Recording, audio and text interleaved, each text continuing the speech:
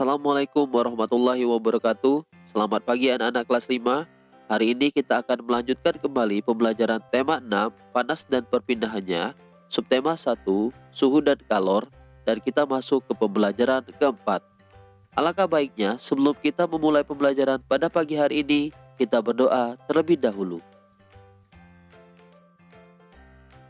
Baiklah anak-anak kelas 5, perhatikan iklan tersebut. Papan iklan tersebut merupakan salah satu media yang digunakan untuk menyampaikan informasi kepada masyarakat melalui media cetak.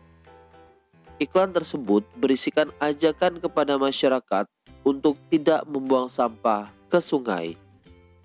Sekarang perhatikan kedua gambar berikut. Kedua gambar tersebut menunjukkan lingkungan sungai dan pantai yang dipenuhi dengan sampah. Lingkungan yang kotor tersebut disebabkan oleh masyarakat yang masih suka membuang sampah sembarangan.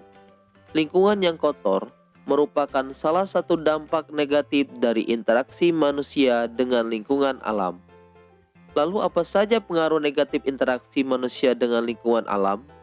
Untuk mengetahuinya, mari kita lanjutkan pelajaran kita.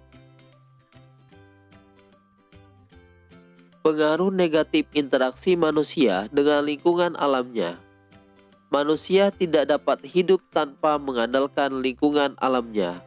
Dari alam, manusia memperoleh banyak manfaat untuk memenuhi kebutuhannya.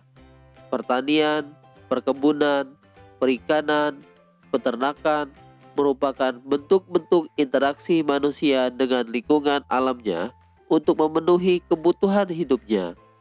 Manusia memelihara alam sedemikian rupa agar dapat dimanfaatkan dengan baik untuk memenuhi kebutuhan manusia dan makhluk hidup lainnya. Tetapi, tidak semua interaksi manusia dengan alam berdampak baik bagi alam. Misalnya, perilaku masyarakat yang suka membuang sampah sembarangan dapat merusak lingkungan alam di sekitarnya. Membuang sampah di sungai dan di laut dapat merusak makhluk hidup lain yang ada di dalamnya. Tidak hanya itu, kerusakan lingkungan yang ditimbulkannya dapat membahayakan manusia sendiri. Baiklah anak-anak kelas 5, berikut ini dampak negatif interaksi manusia dengan lingkungan. Banjir karena saluran air yang terganggu oleh sampah dari kegiatan manusia. Bencana tanah longsor disebabkan karena manusia sering menebang pohon di tanah yang landai. Kebakaran hutan karena kecerobohan manusia menyebabkan kerusakan dan kerugian yang sangat besar. Baiklah anak-anak kelas 5, perhatikan percakapan antara Benny dan Udin. Mendapatkan manfaat dari lingkungan alam merupakan hak kita, tetapi memeliharanya adalah kewajiban kita bersama. Setuju sekali Ben, ada hak pasti ada kewajiban. Betul begitu kan? Kita sebagai pelajar pun memiliki kewajiban yang harus kita lakukan selain hak yang seharusnya kita dapatkan. Apa saja kewajiban kita? Kewajiban warga negara dan siswa.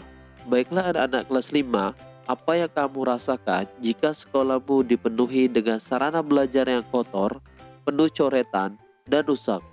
Tentu kamu akan merasa tidak nyaman, sedih, dan prihatin, karena kondisi tersebut dapat menyebabkan kamu tidak dapat belajar dengan baik. Salah satu hak siswa adalah mendapatkan pendidikan yang layak, tetapi pada saat yang sama, siswa juga mempunyai kewajiban untuk menjaga sarana pendidikan agar haknya terpenuhi. Jika siswa tidak melakukan kewajiban tersebut, maka sarana belajarnya akan rusak, sehingga kegiatan belajar akan terganggu.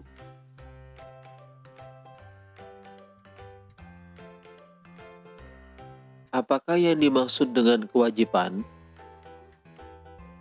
Menurut Kamus Besar Bahasa Indonesia, kewajiban berasal dari kata wajib yang berarti harus dilakukan atau diamalkan, sehingga kewajiban adalah sesuatu yang wajib dilaksanakan. Semua siswa yang sedang belajar di Indonesia wajib mengikuti peraturan yang ditetapkan negara melalui undang-undang. Semua kewajiban ini harus dilakukan untuk menjamin seorang siswa mendapatkan haknya. Seorang siswa berhak untuk mendapatkan pendidikan yang layak, maka kewajiban siswa antara lain menaati peraturan yang berhubungan dengan pendidikan, misalnya menaati peraturan sekolah. Baiklah anak-anak kelas 5, berikut ini hak dan kewajibanmu sebagai siswa di sekolah.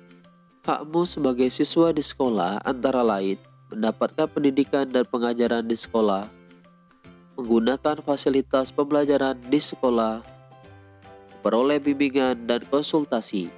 Sedangkan kewajibanmu sebagai siswa di sekolah antara lain mengikuti seluruh kegiatan sekolah, mematuhi segala peraturan di sekolah, dan menjaga seluruh fasilitas yang ada di lingkungan sekolah. Sedangkan berikut ini hak dan kewajibanmu sebagai anak di rumah.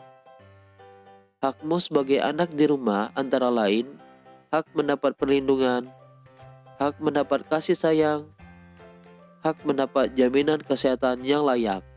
Sedangkan kewajibanmu sebagai anak di rumah antara lain membantu orang tua, belajar dengan rajin, dan menjaga kebersihan lingkungan rumah.